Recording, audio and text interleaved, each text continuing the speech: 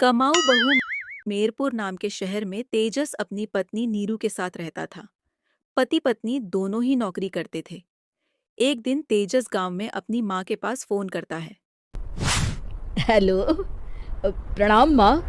जीते रहो। माँ, तुम दादी बनने वाली हो हैं?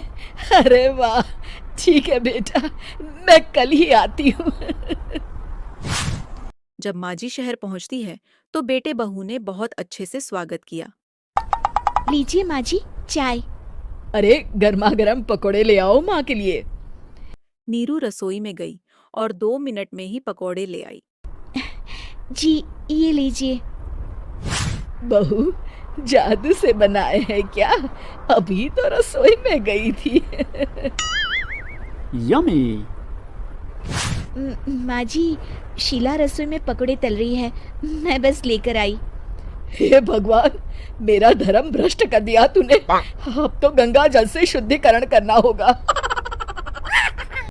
दूसरे दिन माँ जी, मैंने नाश्ता बना दिया है, ऑफिस जा रही हूँ। पर अभी तो घर का सारा काम पड़ा है। शीला आती ही होगी, झाड़ू पोछा बर्तन कपड़े वो सब कर लेगी। हमारे जमाने में घर का सारा काम हम ही करते थे। जी माँ जी, आप बहुत होशियार हैं, मैं घर ऑफिस दोनों नहीं संभाल पाती। तो जरूरत क्या है घर से बाहर जाकर चाकरी करने की?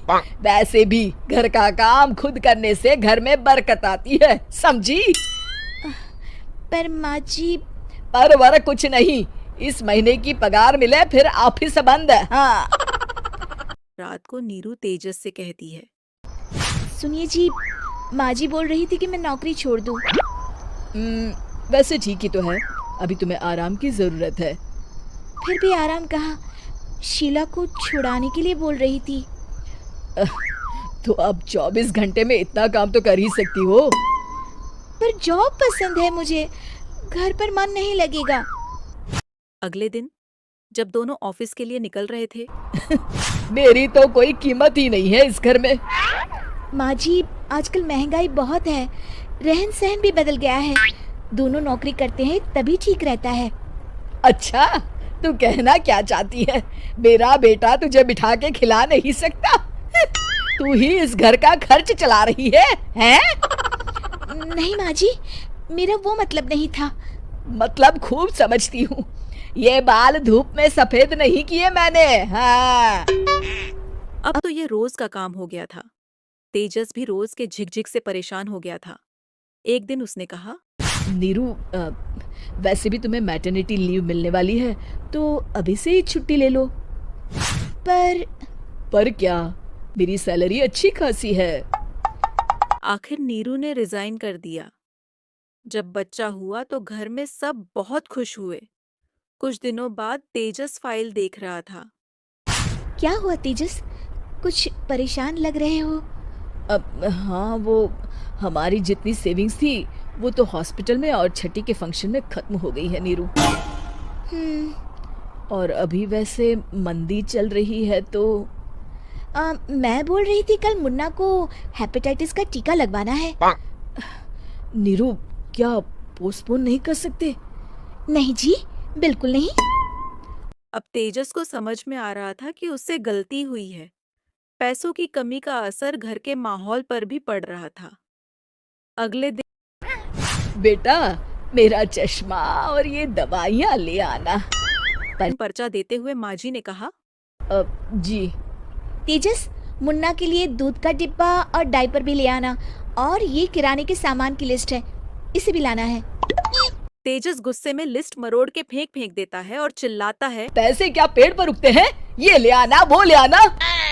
अरे, पर ये जरूरत का सामान ही है। वह गुस्से में बिना कुछ कहे ऑफिस चला गया। अरे लंच तो ले जाइए। नीरू दौड़कर टिफिन पकड़ाती है। एक दिन खाना खाने के बाद, नीरू, अब तो मुन्ना कुछ बड़ा हो गया, तो अब तुम वापस ज्वाइन कर लो ना जॉब। पर इस रिसेशन में जॉब मिलना बहुत मुश्किल है। ट्राई तो करो। फिर मुन्ना? माँ जी है ना, और एक फुल टाइम मेड भी लगा लेंगे। पर माँ जी, उन्हें तो पसंद नहीं। तभी माँ जी वहां आ जाती है और प्यार से नीरू के सर पर हाथ फेरते हुए बोलती है। अब मेरी समझ में आ गया बहू, पहले के और अब के समय में अंतर है। तुम काम शुरू करो, मुन्ना की जिम्मेदारी मेरी। मेरी प्यारी माँ जी। यह कहकर नीरू उसके गले लग गई। शिक्षा परिवर्तन संसार का नियम है, हमें भी समय के साथ चलना चाहिए।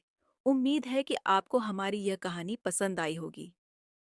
कृपया हमारे चैनल को सब्सक्राइब करें और सभी अपडेट्स के लिए बेल आइकन को जरूर क्लिक करें। और हाँ, वीडियो को लाइक और शेयर करना नहीं भूलिएगा।